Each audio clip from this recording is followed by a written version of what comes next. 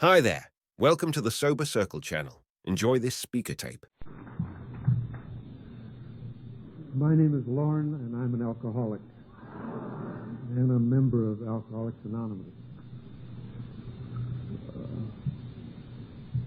My sponsor heard me give a 5-minute pitch when I was 2 years sober, and on the way home, he said, "From now on, before you speak at any AA meeting, be sure and explain that anything you say is your own opinion." So I've said that now, and I've pleased him. It's a lie, of course, but at least he's happy. I don't have any opinions of my own. I never have had. It all depends on who I spoke to last. Sometimes it's somebody who's still drinking, you know. I have always found it necessary to become comfortable immediately, no matter where I'm at or what the situation is I'm in. It's the only way I can exist. It worked fine in drunk tanks, and it worked nice in family arguments. It works well in jobs, and I still use that. The first 9 months of my existence were marvelous. I was comfortable. I was sleeping indoors. I was well fed. I didn't have to make any decisions. Unfortunately, my mother gave birth to me just when I got used to it all. It's never been that good since. 15 minutes after I was born, I was longing for the good old days.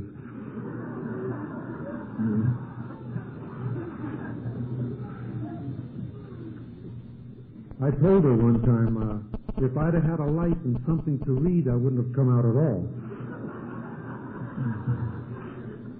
She said, if I'd have had the pill, you wouldn't have been there. I had to thank her for my life, you know.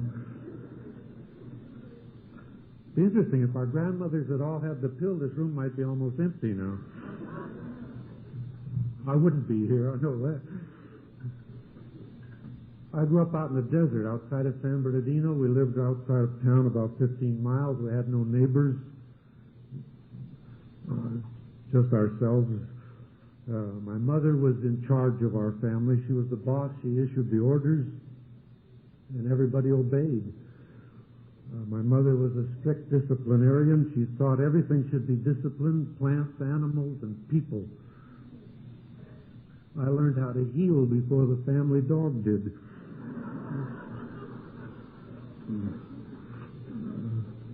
My mother had 3 children, didn't want any of them. But her religion caused her to keep us all and raise us, you know. She was a Methodist and a teetotaler. And both of those things are fine, I imagine, but you shouldn't mix them like that, I don't think. It's a deadly mixture. If you're going to be a Methodist, drink a little bit. Would have helped her. I had to be a Methodist also, of course. It was one of the orders, you know, one of the rules. I didn't like them. I didn't even know there were other things, but they scared me to death. The first day I was in church, the preacher described God. And the only thing I could think of was, I hope I never meet him in a dark alley. And if he's a Methodist, I still hope I don't.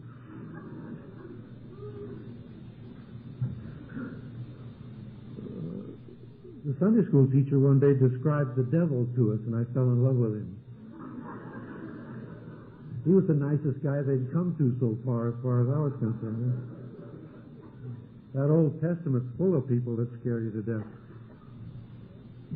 But I identified with the devil. Nobody liked him. They didn't like me either. He was a loner, and so was I. And we both came from a warm climate. We have so much in common we could be buddies. And the whole concept of heaven and hell was different, you know. I didn't understand it. Heaven didn't sound like a very charming place to me at all. You couldn't even get in without passing an entrance examination, or St. Peter wouldn't let you in the gate. And besides, all my relatives were there, none of whom I liked. And hell, was marvelous. The door was open all the time. Nobody asked you what you'd done, where you'd been. Everybody was welcome. Little fire burning over in the corner. It sounded charming to me. I was afraid I wasn't going to make it.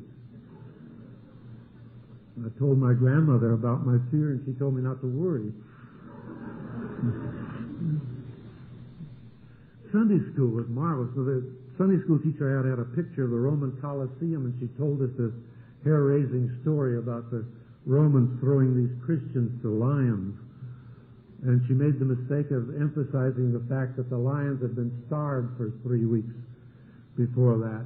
And I started crying because the lions were hungry. And they sent me home in disgrace because I'd missed the point of the whole story. I grew up during the Depression. You just don't make fun of hunger in the Depression. Several years ago, I was watching a National Geographic film on television about the country of Jordan. And they had this little pride of lions that were all that were left of the original lions the Romans used. And they were trying to get people to send money to help them, and save them. I thought, I wonder where my Sunday school teacher is, I'd like to get in touch with her and tell her, see, it was the lions we should have been thinking about all along. Christians aren't an endangered species. In fact, I really think we should start feeding them to the lions again. We have a Coliseum in L.A. I'd be willing to bet you could fill it any Saturday if you... I'd even volunteer a few Christians I know.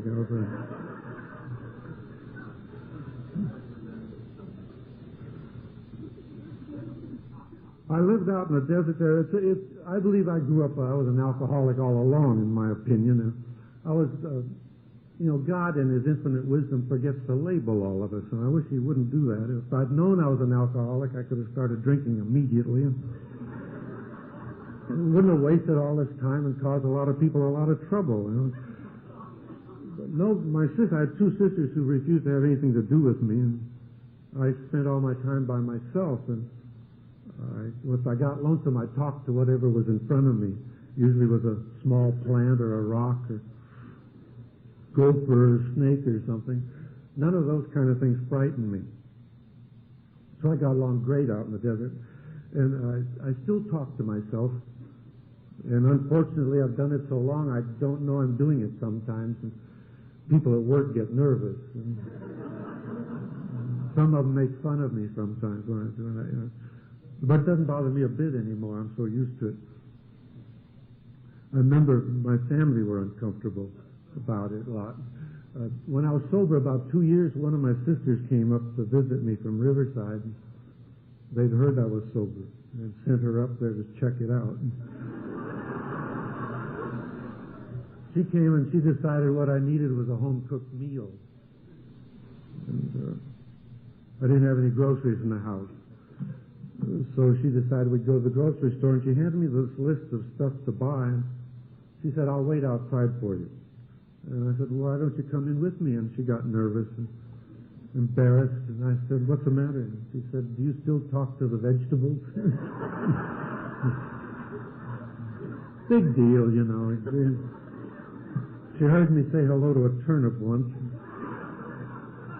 She never got over it. I still do that, I was at Ralph's Market a while back, and I was in the vegetable department talking, and the produce man came up and he laughed. He said, if they talk back to you, you're in bad trouble. When he left, we had a big laugh about that.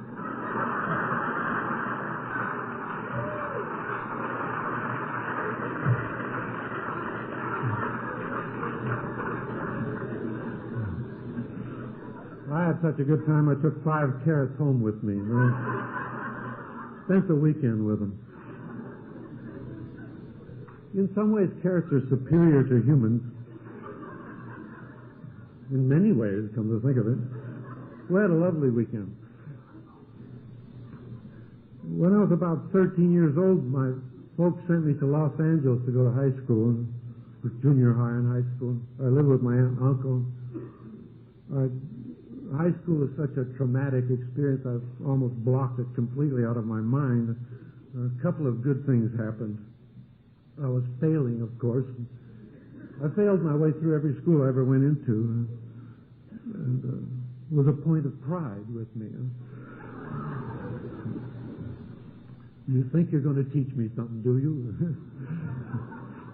And they didn't. And I was failing, and this teacher was discouraged about me wasting my time in class, and she said, go to the library and read. I don't even want you in my class. And God bless her, wherever she is, because I fell in love with books and reading, and they saved my life. And I went to the library, and I started on shelf A and systematically started reading my way through the library. And at first it was novels. Novels really were marvelous because I discovered escape. You know, I could plunge into a novel and forget myself. The only bad part of them was heroes. Authors always goof up and make heroes so unbearably good you can't stand them. And you can't identify with them if you're honest with yourself. I wasn't all that honest with myself, but it was really difficult. Robin Hood. How are you going to compare yourself to Robin Hood? You know? Or Tarzan. I loved Tarzan. If just once he'd have slipped and busted his ass, I could have lived with him. You know?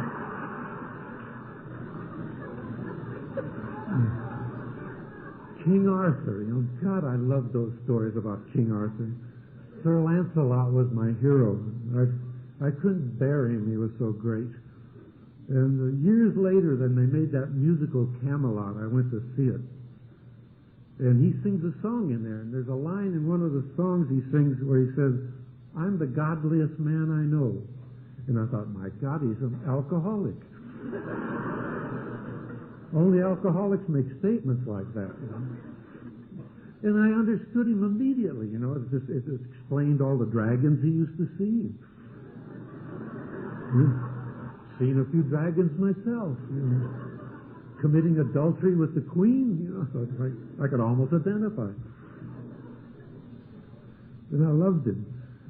But novels were so bad, you know. James Bond, you know, just once would you like to see a good-looking girl tell him to go take a walk, you know. It makes me so sick.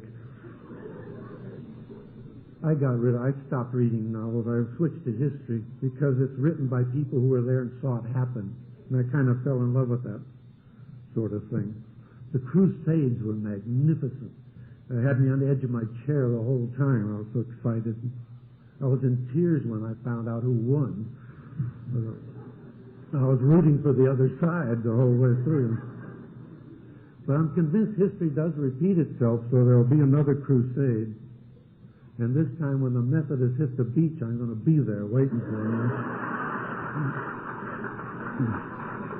They'll have to go over me, which probably doesn't frighten them very much. But I was sitting there reading in my way through the library. I was 20 years old. I'd only got up to W's. I had 3 senior sweaters. I used to get in the class picture and get a senior sweater and all this stuff, and then I'd wave goodbye to them when they graduated and go back to the library.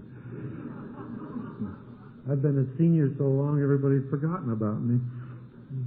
And one day I was sitting there reading, and this weird little guy who hung out in the library also, you know.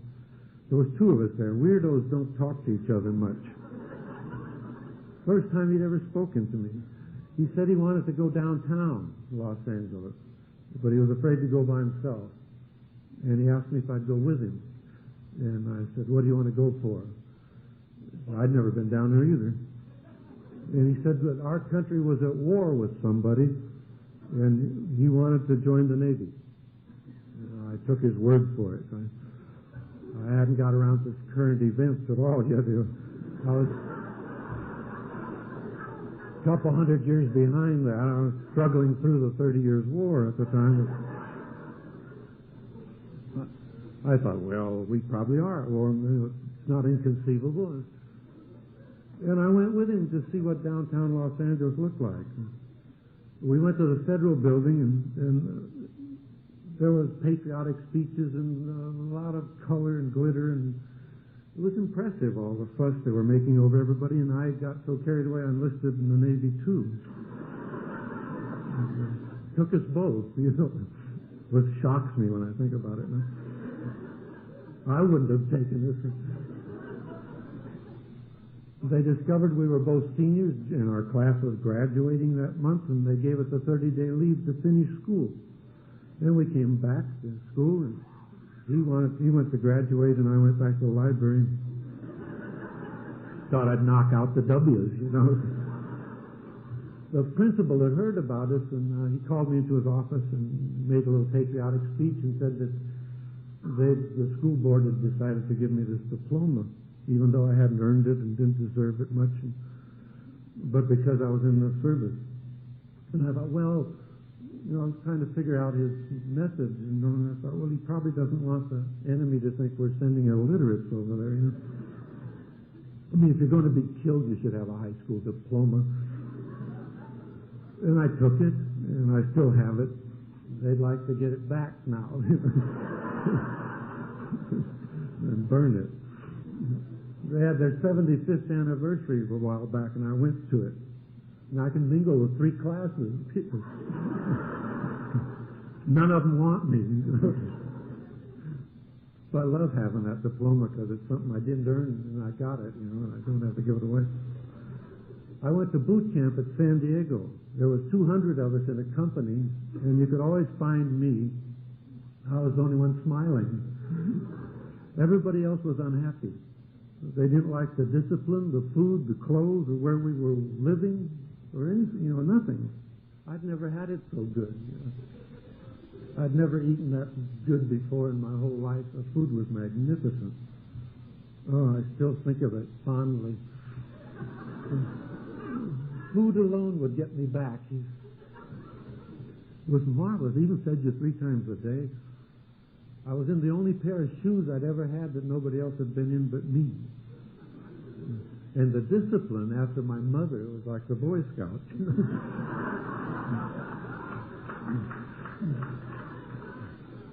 And besides, I loved them because the first day we were there, this big bosun mate lined us all up, and he told us what we were for 30 minutes.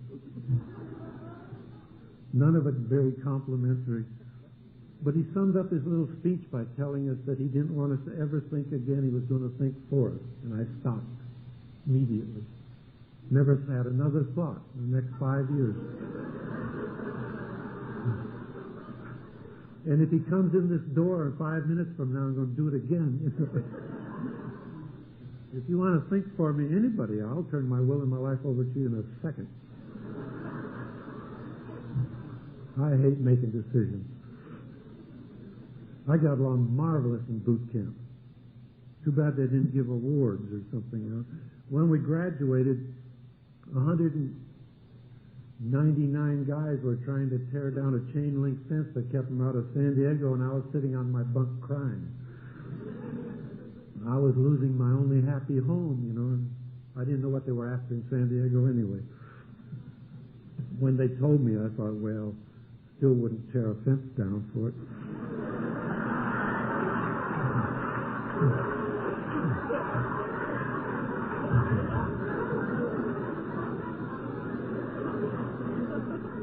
They told us we could go to any service school we wanted to because they didn't need any sailors, And I thought, my God, I'm 20 years old. I haven't been out of school yet.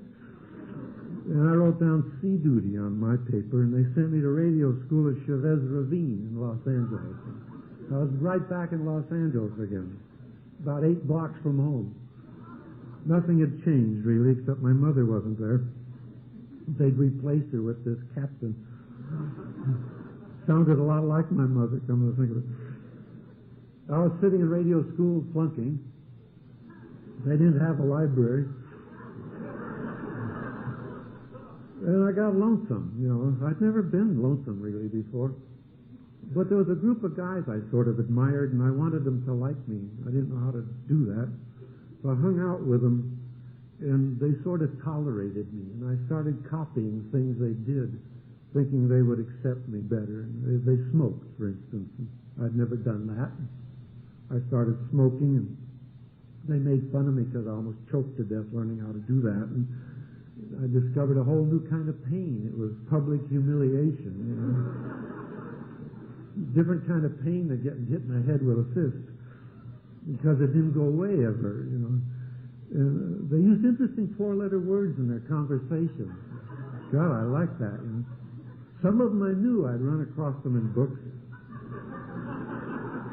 But a lot of them I had never heard before. And even had hyphenated ones, you know.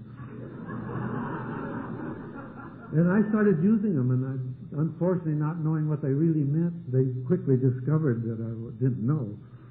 And they teased me about that. And that hurt. And they constantly talked about drinking. I hadn't been on liberty with them, so I hadn't done any of that. I thought, I don't want to be laughed at anymore. I thought, I'll go learn how to drink all by myself. And they'll think I've been doing it all along. And we got liberty at 6 o'clock Saturday mornings, and one Saturday morning at 6 o'clock, I went down on East 5th Street in Los Angeles and learned how to drink. And it's a magnificent place to learn how to drink. Really. 21 years later, I quit 3 blocks away from there. Didn't get very far in my drinking career, but as long as they don't run out of booze, why go anywhere?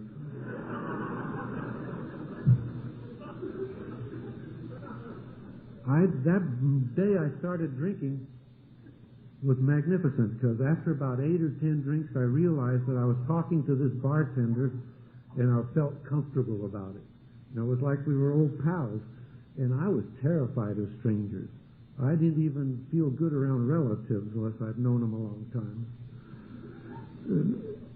I remember everything that happened up to 3 o'clock in the afternoon, and that's all. You know, I woke up the next morning on the base in my own bunk, still had my uniform on, but I'd ripped it, and I'd vomited on it, too, or somebody had.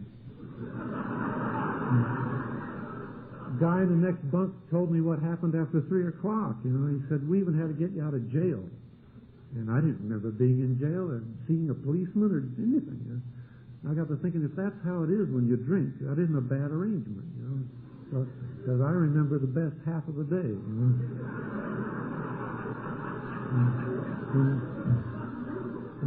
I drank like that for the next 21 years. I had blackouts a lot, and they didn't frighten me. They irritated me sometimes. Puzzled me a little bit, but that's all. I bought the package, and I started going on liberty with these guys drinking. And after about 4 weeks of drinking, instead of flunking out of radio school, I was in the top third of the class. You know. Boy, booze gives you brains. And for a long time, I really thought it did. You know, I'd never had a friend in my whole life, and all of a sudden, the worst troublemakers in school were my closest buddies. They liked me because I was always in trouble. Girls were something I'd given up when I was 11. They scared me so bad, I just made up my mind, you're going to have to figure out a way to live your life without knowing any of them, because they were just too terrifying. After 4 weeks of drinking, I was engaged to be married to one.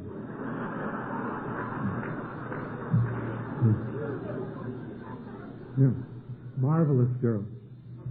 She was a Korean belly dancer.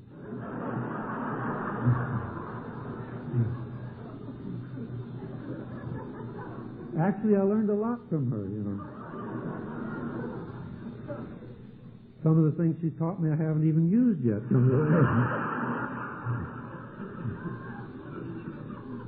Come to think of it, it's too late now. I don't even bend that way anymore.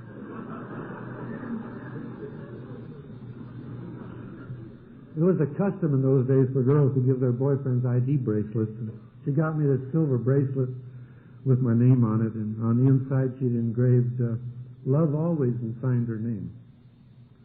60 days later, she ran away with a soldier. And I thought, well, always is evidently 60 days, you know. I still use that as a unit of measure.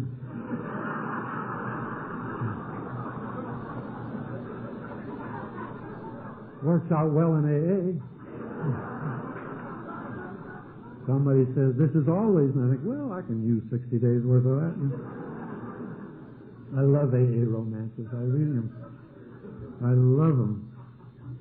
You can always tell when it's roundup or convention time because the girls start coming to the meetings with new boyfriends.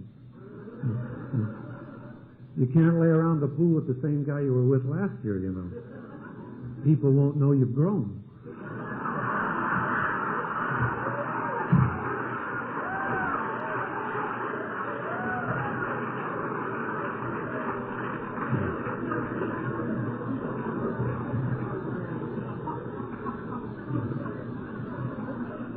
I loved Cher when she had her 9-day marriage and everybody was teasing her about it. I thought, my God, if she belonged to my home group, we'd give her a cup for longevity.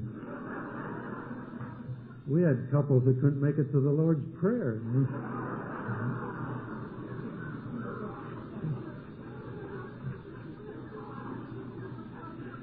I graduated from radio school, a third-class radioman, which was meaningless to me, really. I didn't care.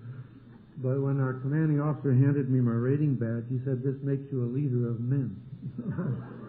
Oh, my God, did I love that. Gave me the goosebumps down my spine when he said that. And they thought I was, too. They put me in charge of 25 guys, and I was supposed to take them to New York. We were going to catch a new ship there. And I got to New York all right. But I was all by myself, and I was 3 days late.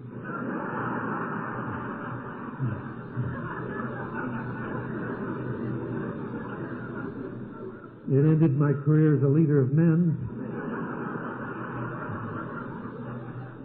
I have no idea where those guys are. Somewhere between here and New York, these 25 guys are wandering around, waiting to be led. And all I remember about them is they were all drinking heavily the last time I saw them. And they're all about 55 years old now. Hopefully they'll fall into an AA meeting someday. And I'll tell them what they missed, you know. The only reason I got to New York was I was so drunk I couldn't get off the train. I didn't get the battleship I wanted. I didn't even know they had anything else in the Navy. That was how realistic I was about the whole thing.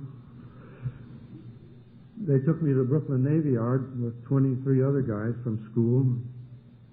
And they put us on a 110-foot wooden boat called a Subchaser. Ugly-looking little thing. I hated it. I was 6 feet tall, I weighed 126 pounds. I looked down at that thing and I nudged the kid next to me and I said, what's that going to look like tattooed on my chest?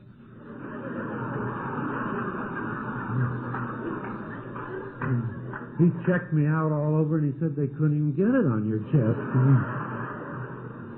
And that hadn't even occurred to me. We all discovered after we got to know each other that none of us had ever been to sea before. And our skipper, who was a 23-year-old ensign from Notre Dame, claimed to have been deep sea fishing once.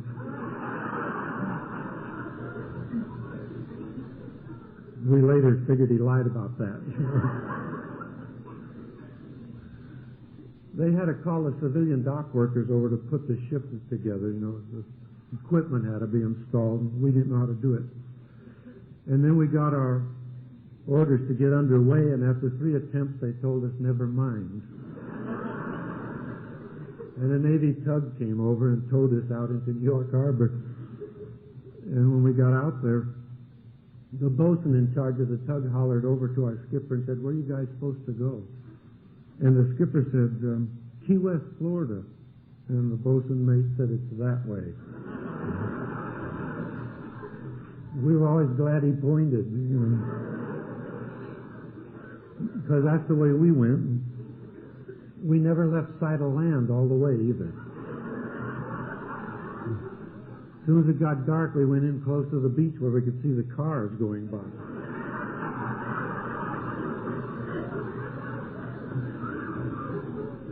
Now, we'd been gone about 3 days, and the quartermaster said, look for a thing called a sea buoy.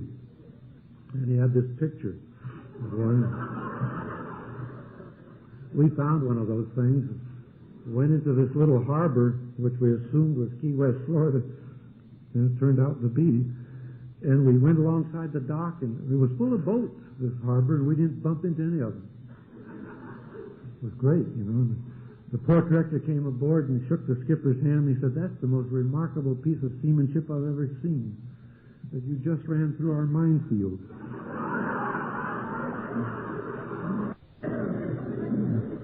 That turned out to be our home port, you know. And we were in trouble. I was on that ship for 2 years. In 2 years, I never ever saw one person walk back aboard from the Liberty. Our skipper was kicked out of all the officers' clubs within the first 3 weeks because he couldn't drink like an officer and a gentleman. So he drank with us. Twice our whole crew was locked up in the Key West drunk tank. We came back in the custody of the police, the shore patrol, and ambulances.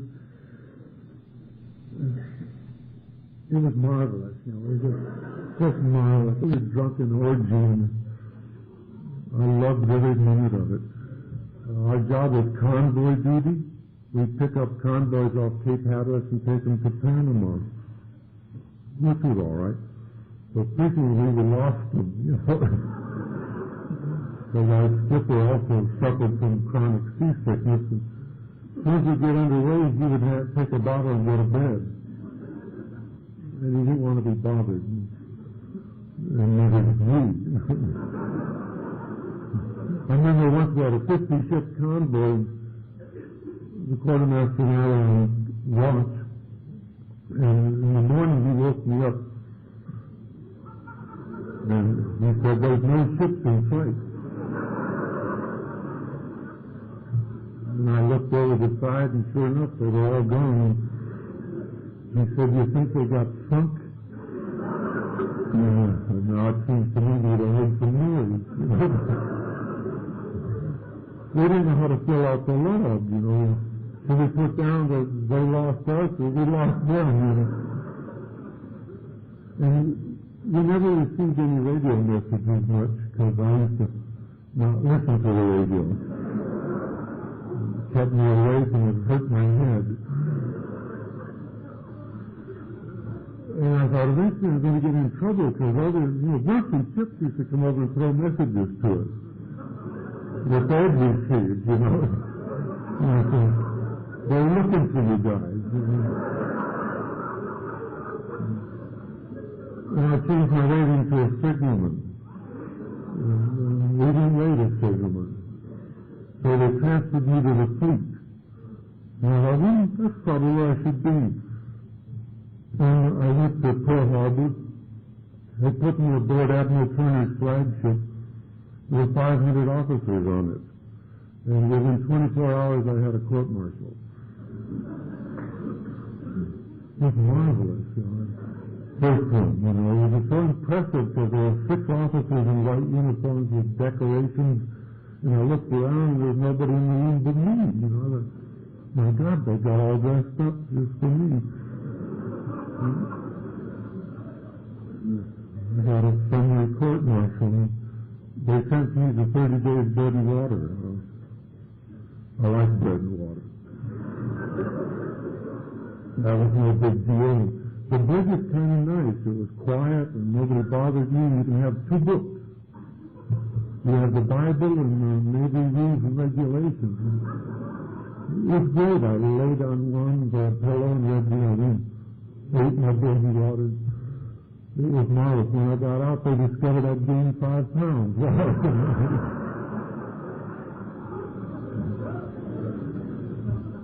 I got a lot of court-martials. Mostly because I was always too tired to come back aboard from the drunk, and I'd sleep it off and then come back. And I was always 24 hours late, and they'd get mad about that. I remember once he asked me what my name was, and I wouldn't tell him, this officer. I was tired of telling people what my name was. In the Navy, every article of clothing you wear is stenciled with your name. Everything. Your underwear, your socks, everything. And the shore patrol arrested me, and I wouldn't tell them my name. And they started pulling clothes off of me, and everything I had on had somebody else's name on it.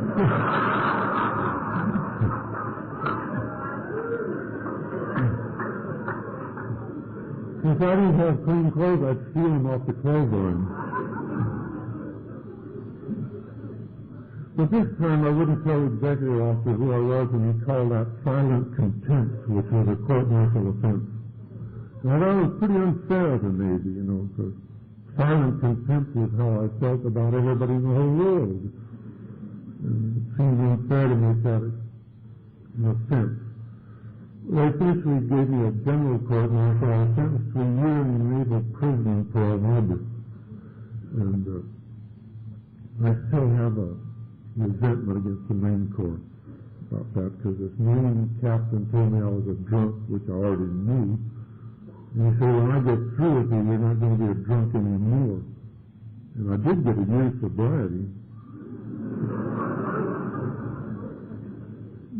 But if he'd have kept his word, I'd have about 40 years of sobriety. He lied in his teeth. They threw me out. When I came home, discovered my dad had run off somewhere and left his family behind. They said I was supposed to support them, whatever that meant. And I was standing around wondering, how do you do that when the phone rang? A guy had been in the Navy had gotten discharged, and he was working, and he wanted me to come and work where he was working, because they were hiring ex-servicemen. It was at the old Los Angeles Examiner downtown in Los Angeles. I went down there, and he met me at the door of the press room with a can of beer in his hand. And it made me feel at home, I walked into the press room, it was like going back aboard ship. There were a lot of drunks in there.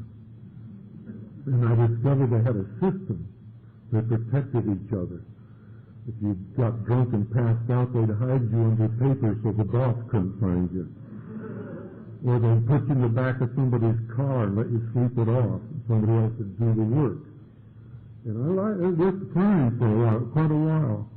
One night I was working, the guy I was working with said, watch things for a few minutes, I want to go get a beer. And I said, go ahead. And he ran across the street to the joint we used to drink at, and I was already sitting there.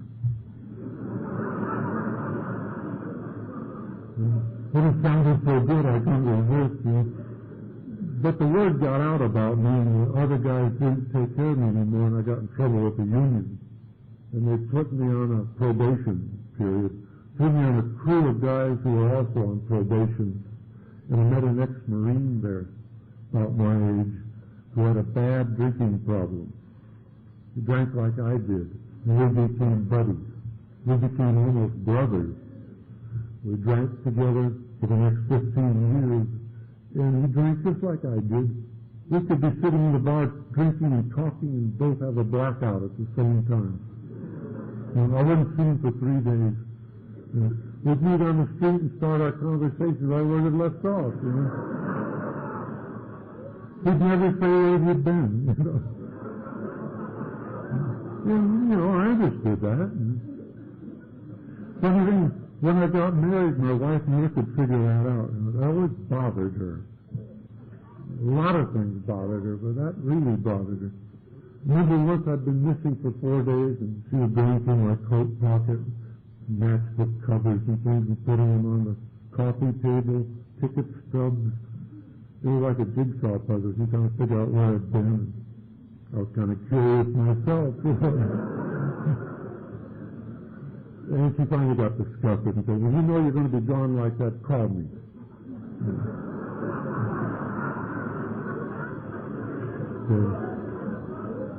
So how can I call you and I don't even know I'm missing?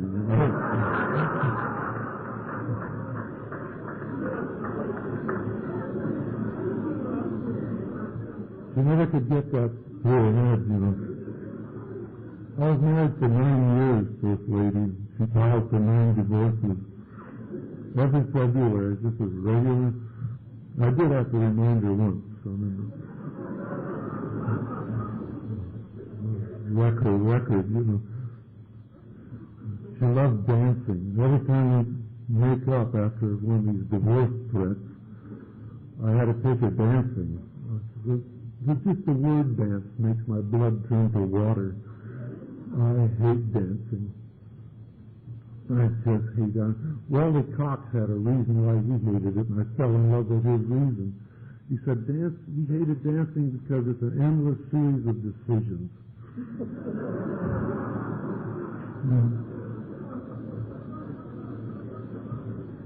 But I was always at the Palladium, you know.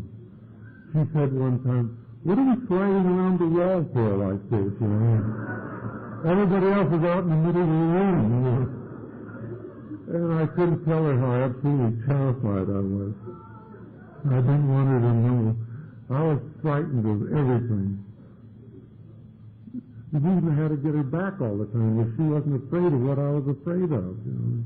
When the mailman came, she didn't hide in the closet, you know. When the phone rang, she didn't run away from home for 2 days. Frequently I did. When the rent was overdue, she used to say, "Let's go talk to the landlord and explain it and make some sort of arrangement," you know. I used to say, "Why don't we wait till midnight and we move?"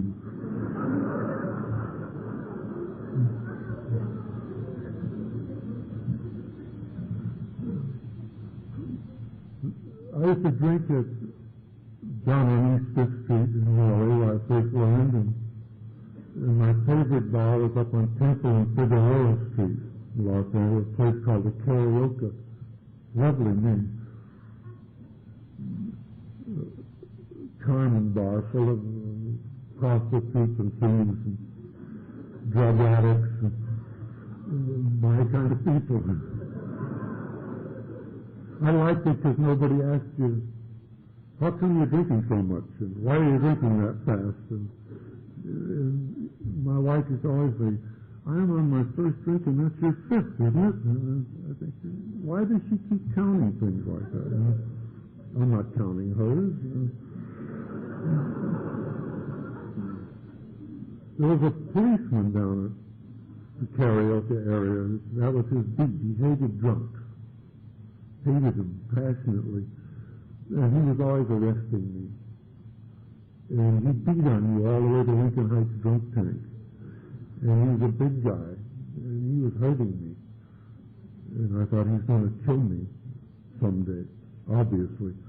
So I had to figure out a solution to save my life. And my solution was to drink closer to Lincoln Heights.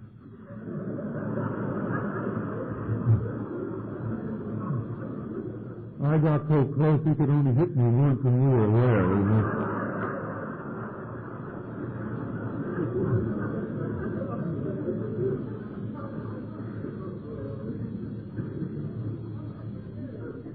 At work, they were getting tired of bailing me out of jail. I used to think my life is a mess, but it's still possible for me to get it all together someday.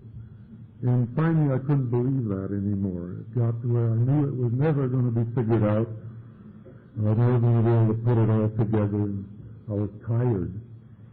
And at work, they were tired of me. They said, "When we get you out of jail, we get you 2 beers to straighten you out, and then we turn our back and you're gone." So it's not worth bringing you. You're out of jail. My wife was telling me the same kind of stuff. And he said, "I'm leaving again." And it wasn't even February.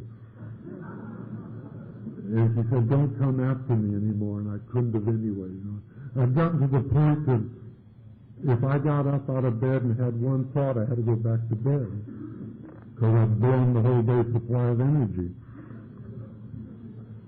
And at work they were saying, "We're going to kick you out of town on a traveler, but you can finish out the month." And I was standing around waiting to finish out my month. And this guy I used to drink with had been sober for 4 months on Alcoholics Anonymous. And he came up to me and said, "If you can finish your shift without taking a drink, I want to take you home to dinner." And I did it. If he had told me he was going to take me out in the alley and shoot me, I'd have still done it. It didn't matter. And it wasn't unusual for him to sober up occasionally, because he was a thief. And if there was something to steal, he would sober up long enough to steal it. He sobered up once at the Unity Church. He went to Unity Church and he stayed sober 11 months just so he could steal 2 palm trees. And so I thought, well, Fred's sobering up. He must, he wanted to take me home to dinner. And I thought, Must have something he needs two people for, you know.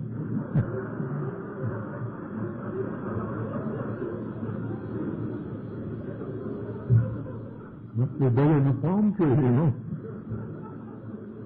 So after dinner, he threw me in the back of his car and said, "Let's go for a ride. I want to talk to you." And that was typical too. That's what he used to do. We'd go for a ride while he planned everything, you know, and explained it. And he said, we got in the car and we were driving along and he looked over at me and said, "You have an incurable disease called alcoholism. You're an alcoholic and I'm your sponsor."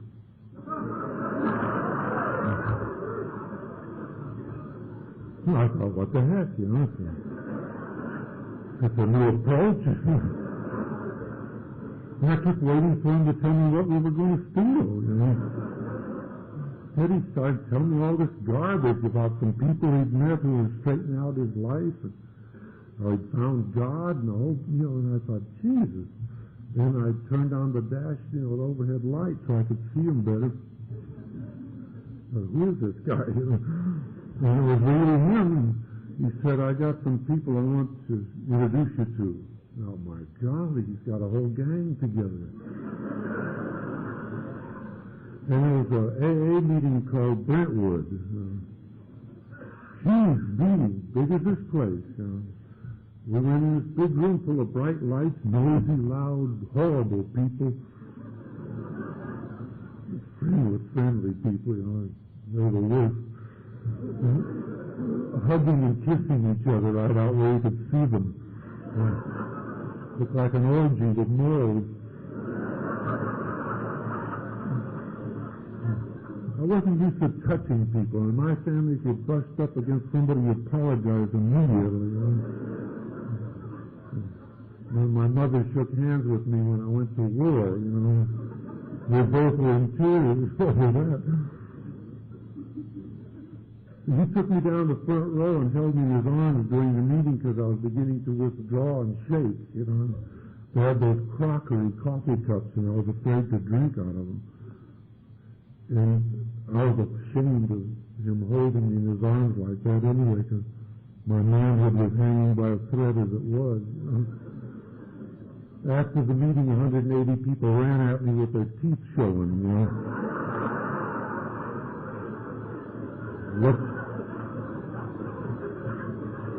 At that time, 2 people would have been in a movie mob to me, you know. He saw how frightened I was and he wouldn't let me go, you know. He took me home and I lived with him and his wife for the next several months.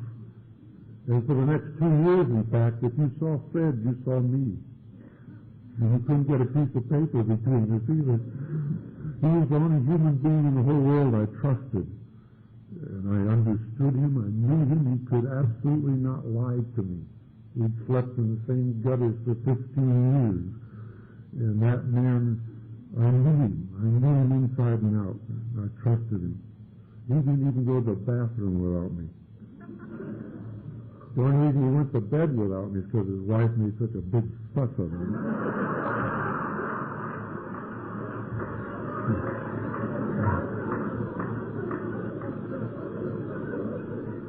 Al and I don't understand comradeship at all. I think.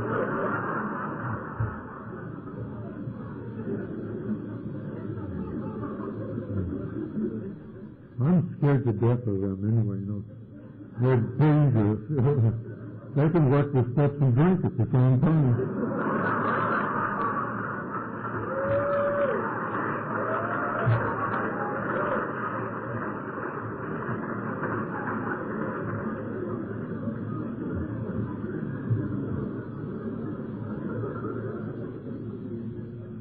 Fred started getting tired of me hanging around. So I remember when I was 2 weeks sober, he said, "Try not to get emotionally involved in your first year." At that time, I was trying to relearn how to tie my shoes. The faintest idea what he was talking about.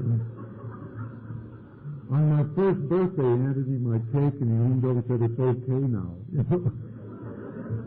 He was getting a little worried. When I was 2 years old, he told me, "You know, I don't even care if it's with another guy."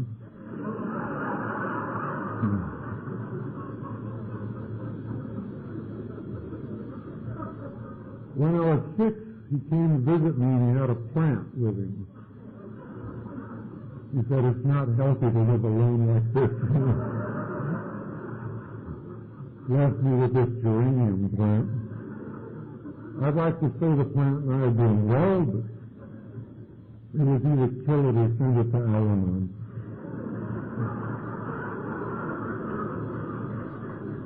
Can't stand pushy plants.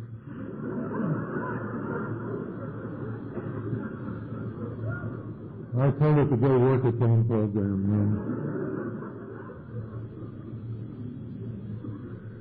I was complaining about poverty one time with Fred. I was about 2.5 years sober, and I didn't like being poor. I didn't want to work hard for anything, but I was tired of being poor.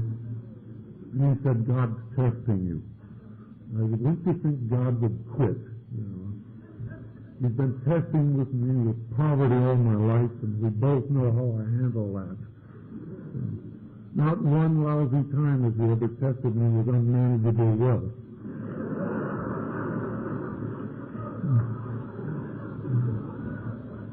So Fred said, why don't you go see if you got a program? And he threw me out of his front door and shut it behind me. And I decided I won't get drunk because he probably thinks that I can't make it by myself. And I went to a little meeting in Venice. There was only about 13 people there at that time, and they were the weirdest 13 people I'd ever seen in my life. I thought I'll probably stand out like a beacon in a crummy group like this. And I walked in that room and disappeared.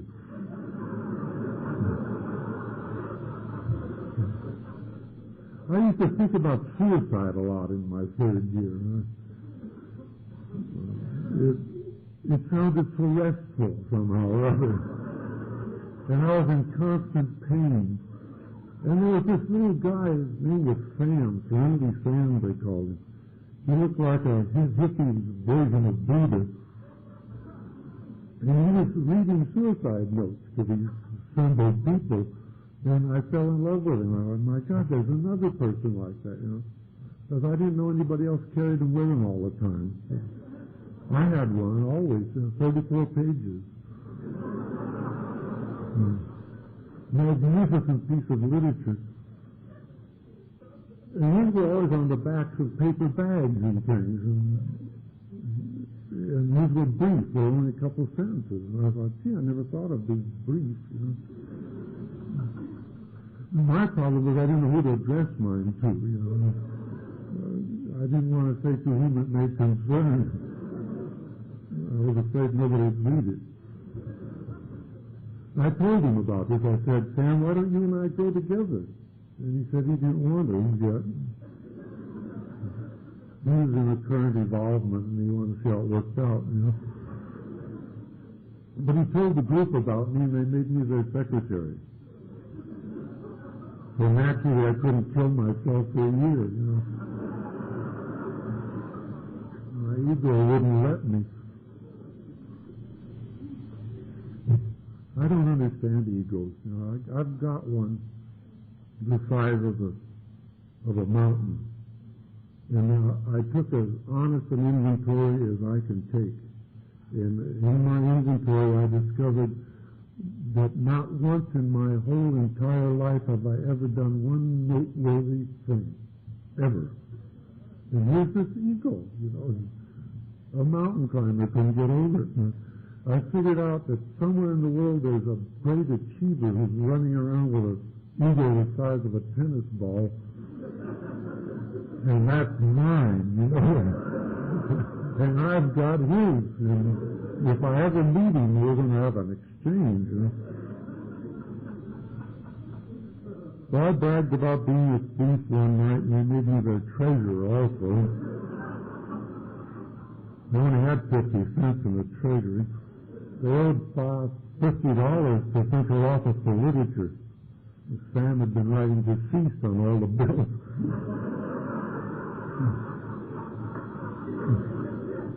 We couldn't afford literature, so we used to send groups to rich meetings to steal literature. Our literature table had every group in L.A.'s name on stamp. It was a thing to behold. remember once we had a newcomer and couldn't afford a big book for him. Sam picks out two big guys and said, go to Brentwood and roll one of those rich newcomers up there. They used to give books out free up there. You know. They came back with a book, and I was afraid to ask them how they got it. It was a marvelous group for me to go to because they saved my life. I met a man named Joe Mates there. Took me out in the back of his car one night after a meeting, and he said, I heard you say you like to read, and I got a book here that I don't think you've read. It was a book with Alcoholics Anonymous. He opened it to chapter 5 and said, why don't you and I work the steps together? And we started working the steps together, and he made it sound like I'd be doing him a favor. The back seat of his car became my home group for the next 12 years. Everywhere Joe went, he took me with him, because he was afraid to leave me alone, I think. He'd always call and say, what meeting are you going to tonight? And then it didn't matter what I said, he was around to the house in about 15 minutes, and off we went to a meeting. I fell in love with depressions once because they sounded so impressive. I didn't know what they were really. But this lady in Brentwood who was speaking said she's just coming out of a 6-month depression. And geez, I thought, God, that sounds really something. Because everybody was going, I wanted them to do that for me too. So Sam called me one night and he said, where have you been? I haven't seen you for a week. And I said, I'm having a depression. He said, do you like music? And I said, yeah. He said, I'll bring you some music. And he's a record collector, has some great old vintage jazz stuff. And I thought, boy, he's going to bring me some great stuff. And he brought me a recording of Judy Garland crying. When she sings happy songs, I feel like killing myself. It ended my depression. There was a lady also used to say she wanted to go to the big AA meeting in the sky when she died, you know. And she made it sound like it was going to be a great thing, you know. And I thought, my God, I hope God doesn't turn out to be a Methodist. Because if he is, there isn't going to be a big AA meeting in the sky. There's a big drunk tank in the sky.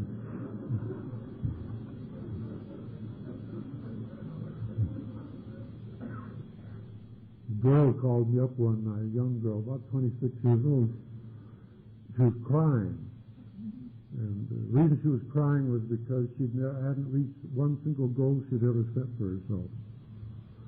And she was afraid her life was going to end and nobody would ever know she'd been on the earth because she hadn't even left a footprint or anything, you know. It hadn't achieved any noteworthy things. We talked for a long while, and when she hung up, I went back to bed, and I was laying there, couldn't sleep. I was thinking, why is it that bothers her? Because what was bothering her is what I planned for my life to be. I don't want to leave any footprints on the earth. I don't want anybody to know I've ever been here. I don't even want to disturb anything. You know. I want to go through the world like nobody will ever know I've been here. You know, that's not even disturb a leaf. Now, why doesn't it bother me? And I got to thinking about that, and I thought, well, I guess it's because my approach is different. You know, I'm luckier than her. It doesn't take much to please me. You know, God created a nice group of people who wrote some magnificent books. And then he's not satisfied with that. He created another bunch of people who painted all these magnificent paintings. And still not satisfied, he created another group of people who composed marvelous music. And then he made me. I don't do any of those things, you know. But I read the books, I look at the paintings, and I listen to the music. If it wasn't for me, everything they did would be a waste of time. Thank you.